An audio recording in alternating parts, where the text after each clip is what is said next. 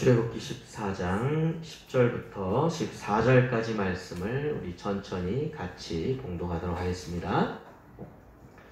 바로가 가까이 올 때 이스라엘 자손이 눈을 들어 본즉 애굽 사람들이 자기들 뒤에 이른지라. 이스라엘 자손이 심히 두려워하여 여호와께 부르짖고 그들이 또 모세에게 이르되 애굽에 내장지가 없어서 당신이 우리를 이끌어내어 이 광야에서 죽게 하느냐? 어찌하여 당신이 우리를 애굽에서 이끌어내어 우리에게 이같이 하느냐? 우리가 애굽에서 당신에게 이른 말이 이것이 아니냐? 이르기를 우리를 내버려 두라. 우리가 애굽 사람을 섬길 것이라 하지 아니하더니 애굽 사람을 섬기는 것이 광야에서 죽는 것보다 낫겠노라. 모세가 백성에게 이르되 너희는 두려워하지 말고 가만히 서서 여호와께서 오늘 너희를 위하여 행하시는 구원을 보라. 너희가 오늘 본 애굽 사람을 영원히 다시 보지 아니하리라. 여호와께서 너희를 위하여 싸우시리니 너희는 가만히 있을지니라. 아멘. 신앙생활을 하다 보면 어느 순간에 구원의 감격과 그 은혜를 경험하게 됩니다. 그래서 너무너무 기쁘고 너무너무 평안하고 정말 세상에서 이렇게 좋을 수가 있을까 할 정도의 그러한 구원의 기쁨, 그런 감격을 경험하게 됩니다. 자, 그런데 이스라엘 백성도 그런 경험을 했죠.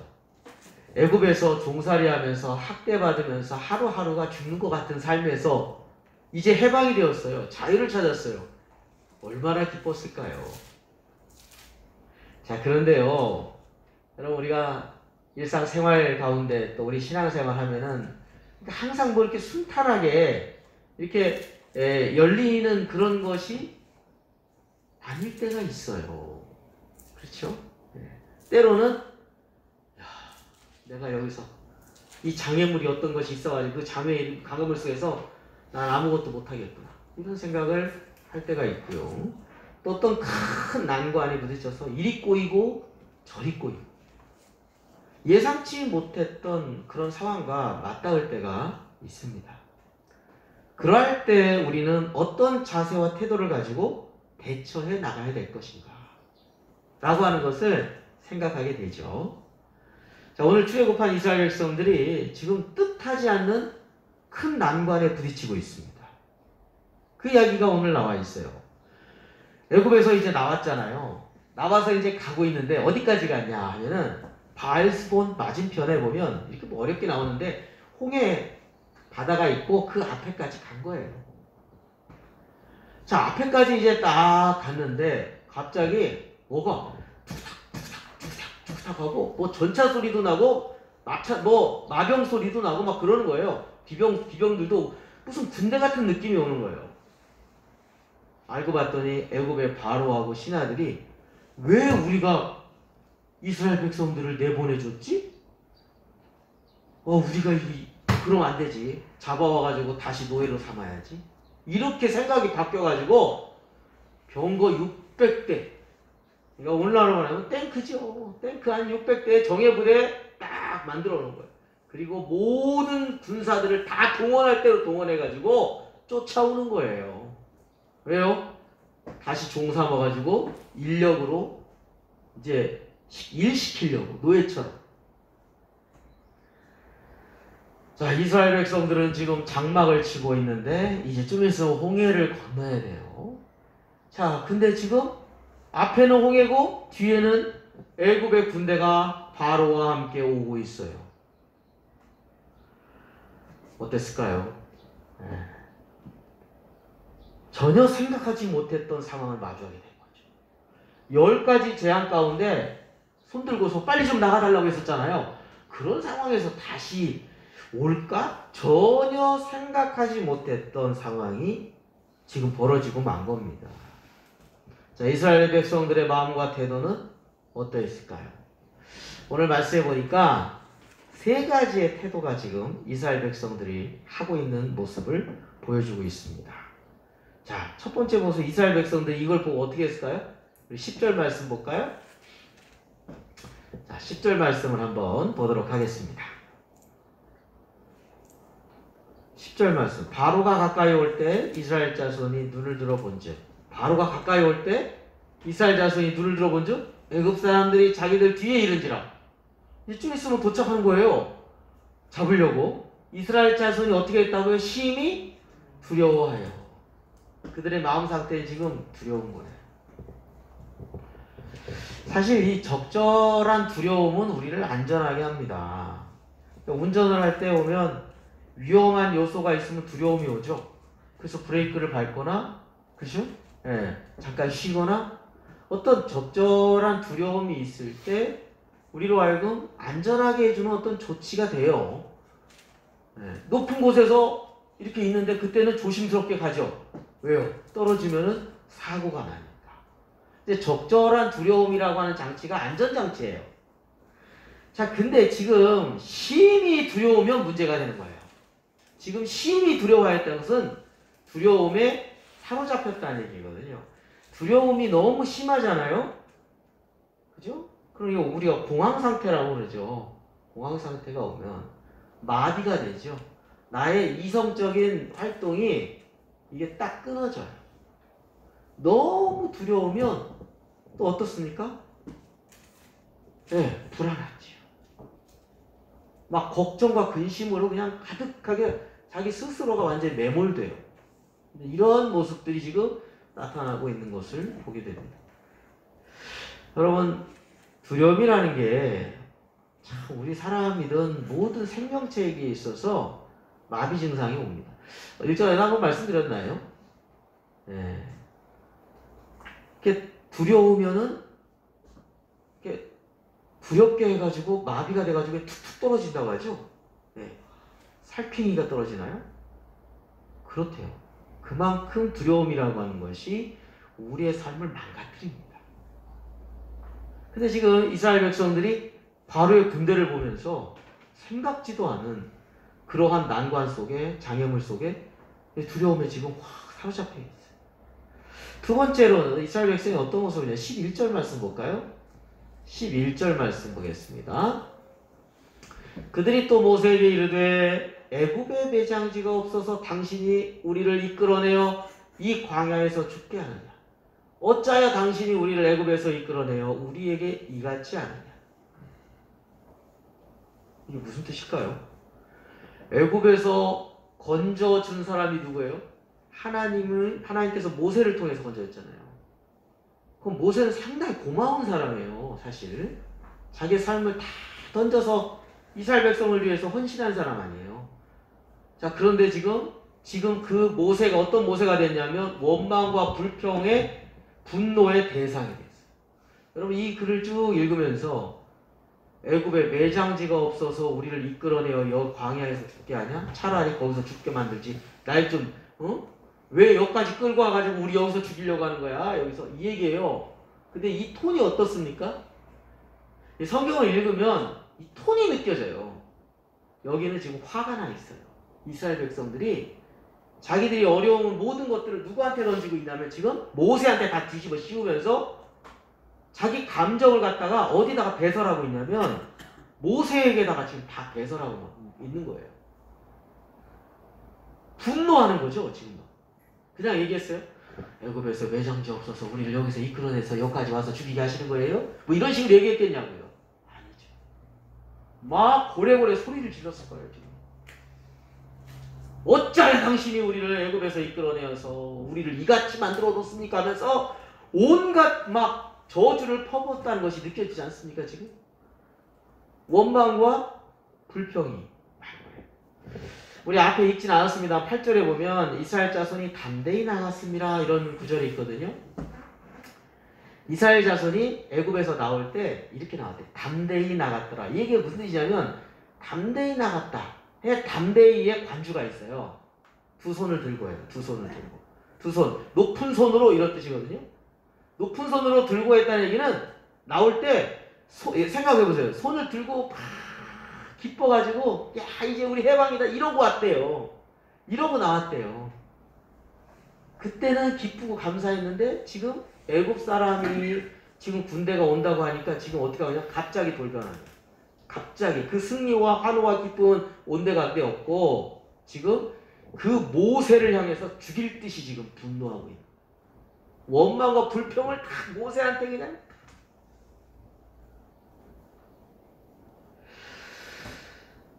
출애굽에서 그렇게 소원했고, 또 애굽에서 10가지 재앙으로 구원받은 이스라엘 백성들은 지금 초강대국 애굽도 하나님께서 물리치고 승리를 주셨는데, 그 하나님에 대한 생각은 지금 아무것도 없어. 그냥 모세한테 그냥 다 분노하고 원망과 불평하는데 지금 매몰되어 있어요. 애굽 군대를 보고서 언제 그랬냐는 듯이 하나님의 종을 향해 분노하고 원망하고 쏟아내고 있습니다. 그것을 그냥 생각하진 않아요. 자, 이런 상황에서 하나님께서 어떻게 역사하실까? 왜 이런 상황이 지금 일어났을까? 하나님 어떤 계획을 가지고 계실까? 이러한 얘기를 조금만이라도 생각했더라면 그렇게 심한 분노와 원망과 불평에 빠지지는 않았을 텐데, 그런 생각 없어요. 그냥 즉흥적으로 화내고, 즉흥적으로 그냥 원망하고, 즉흥적으로 불평하고 있는 이스라엘 백성들의 모습을 우리 여기서 볼 수 있습니다. 자, 그 다음에 이스라엘 백성들의 모습이 또 어떤 거냐? 세 번째로는 12절에 나와요. 같이 읽어보겠습니다. 우리가 애굽에서 당신에게 이른 말이 이것이 아니냐. 이르기를 우리를 내버려두라. 우리가 애굽 사람을 섬길 것이라 하지 아니하더냐. 애굽 사람을 섬기는 것이 광야에서 죽는 것보다 낫겠노라. 여기에서는 어떤 톤이 느껴지나요? 야, 다 포기하고 싶어. 벌써 마음이 낙심이 된 거야.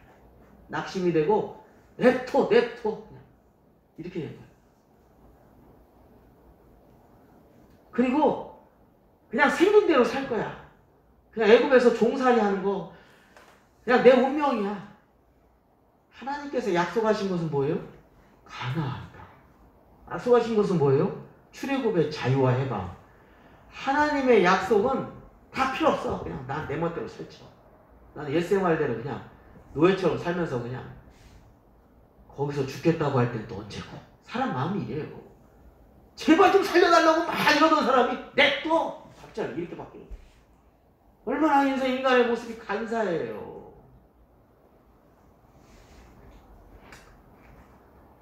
포기하고 낙심하고 있는 그 모습을 지금 보여주고 있어요. 자, 이스라엘 백성들은 처음에 두려움에 사로잡힙니다. 그 다음에는 분노하고 원망하고 불평합니다. 그 다음에는 낙심하고 포기하고 있는 모습을 보여주고 있어요. 지옥이죠. 네. 자, 그런데 이때 모세가 어떻게 말을 합니까? 13절 말씀 보세요. 모세가 어떻게 해서 이 모든 것을 해결해 나가는가를 보여주고 있죠. 모세가 백성에게 이르되, 같이 읽어볼까요? 너희는 두려워하지 말고 가만히 서서 여호와께서 오늘 너희를 위하여 행하시는 구원을 보라. 너희가 오늘 본 애굽 사람을 영원히 다시 보지 아니하리라. 모세가 이렇게 말하고 있어요. 두려워하지 말고 가만히 서서. 그 다음 절 볼까요? 14절. 여호와께서 너희를 위하여 싸우시리니 너희는 가만히 있으라. 좀 제발 좀 진정해라. 호들갑 떨지 말고. 그 얘기죠. 두려워하지 말고 가만히 서서 오늘 너희를 위하여, 13절에 보니까 뭐라고 했어요? 오늘 너희를 위하여 행하시는 구원을 보라. 13절에 보면 나와 있죠. 가만히 서서 뭐라고? 여호와께서 오늘 너희를 위하여 행하시는 구원을 보라. 애굽 사람의 군대를 보라고 하지 않았어요. 이 현실만을 보이는 게 아니에요. 이 현실을 다스리고 계시는 하나님의 구원의 역사를 믿음의 눈으로 좀 봐라, 이런 얘기죠. 호들갑 떨지 말고 가만히 한번 생각해 보라는 거예요.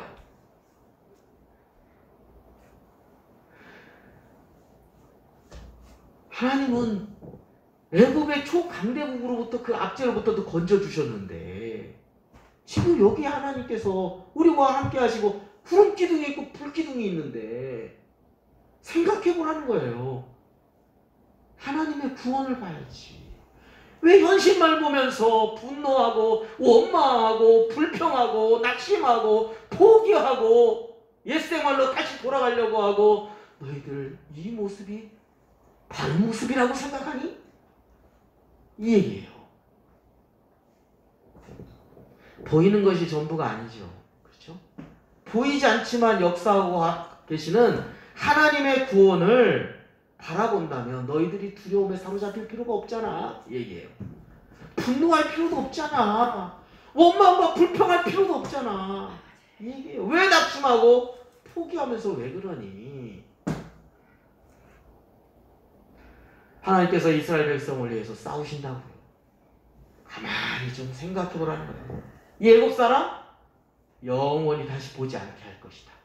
하나님이 그렇게 말씀하시는 거예요. 굉장히 큰 확신이죠, 이거는. 모세가 이러한 하나님에 대한 믿음을 가지고 백성들한테 외치는 겁니다. 자기를 죽이려고 하는 백성들한테. 그래서 오늘 가만히 두 번 나오죠.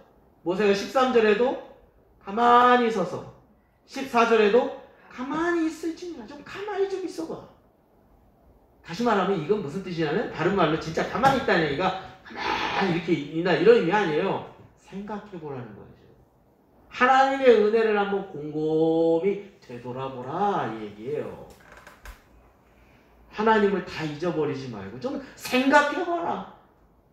하나님의 역사하심에 대한 그 은혜, 그 믿음을 가지고 바라봐주지 않을래? 이 얘기예요. 여러분 두려움에 사로잡혀서는 아무 유익이 없어요. 생각해보세요. 그 지나친 두려움에 사로잡히면 아무것도 못해요. 그게 우리한테 무슨 유익이 있어요? 그리고 원망, 불평한다고 해서 분노한다고 해서 그게 해결될 문제가 되냐고. 아무런 유익이 없습니다. 그럼 뭐만 있어요? 서로 혼란만 있죠. 막 어떻게 빨리 몰라 막 이러고만 있지 해결되는 것은 항상 모세가 해결해요. 백성들은 맨날 원망, 불평, 짜증만 하고 낙심하고 거기서 자기들끼리 혼란만 일으키지. 아무것도 해결책이 없어요. 무엇을 생각하라고요? 이제까지 베풀어진 구원의 역사를 생각해보라. 그리고 구원의 하나님이 앞으로 그렇게 역사에 있어서 가나안 땅으로 우리 인도하실 그 하나님을 생각해보라는 얘기예요. 사실 눈으로 목도 있잖아요. 초강대국 애굽에 내린 10가지의 재앙. 그걸 눈으로 직접 봤어요. 다. 근데 그걸 왜 다 잊어버리냐는 거예요. 그 구원의 하나님을. 지금 보는 것만 보는 게 아니라 우리는 뭘 본다고요? 믿음의 눈으로 보이지 않는 하나님의 구원의 역사를 보는 거예요. 신앙은 다른 게 아니에요. 눈 2개 가지고 있는 게 신앙이에요. 첫 번째로는 보이는 현 세계를 바라보는 거. 이 눈이죠. 시력이에요, 시력. 근데 우리는 믿음의 시력을 가지고 있어요. 보이지 않지만 하나님의 구원의 역사를 믿음으로 바라보는 거예요. 모세하고의 차이는, 이스라엘 백성들하고의 차이는 눈 2가지 시력을 가지고 있다는 차이.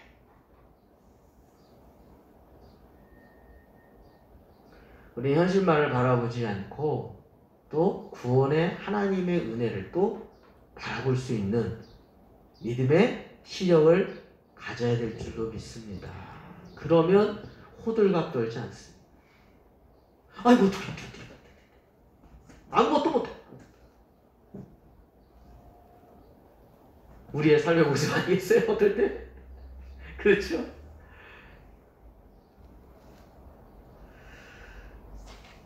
그러니까 다시 뭐 애국 사람을 섬긴다느니 여기 내가 여기서 죽는다느니 뭐 하는 거예요 이게?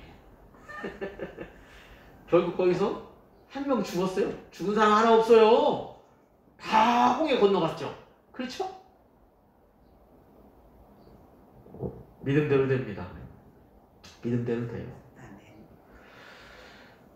오늘 모세의 믿음을 조금 한번 생각해 보면 우리 히브리서 11장 27절인데요. 제가 준비한 그 프로젝터에 준비한 것이 있어요. 히브리서 11장 27절 말씀. 보겠습니다. 같이 한번 읽어볼까요? 모세가 어떻게 됐나? 믿음으로 애굽을 떠나 왕의 노함을 무서워하지 아니하고 곧 보이지 아니하는 자를 보는 것 같이 하여 참았으며. 이게 무슨 얘기냐면요, 미디안 광야에서 하나님 불러가지고 애굽에 들어갔잖아요. 근데 우리 백성들 보내라 했더니 바로가 이런 미친 하면서 그냥 막 분노를 하고 막 했잖아요. 근데 왕이 절대 권력자가 분노를 하니 얼마나 두렵겠어요. 근데 모세는 두려워하지 않았어요. 이 얘기예요. 모세가 두려워하지 않았어요. 뭐 때문에요? 보이지 아니하는 자 하나님을 보는 것 같이 하여 그 모든 것 앞에서 인내할 수 있었다는 거예요. 바로 앞에서도 인내할 수 있었다는 거예요. 엄청난 거죠. 보이지 않는 하나님이 만왕의 왕이신 바로보다도 그 위, 바로를 다스리시는 진짜 왕이 하나님이라는 것을 바로 보면서 두려워하지 않고 그걸 참았다는 거죠. 그러니까 호들갑 떨지 않았던 거죠. 자, 또 한 구절이 있죠.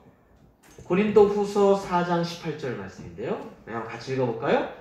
우리가 주목하는 것은 보이는 것이 아니요 보이지 않는 것이니 보이는 것은 잠깐이요 보이지 않는 것은 영원하다.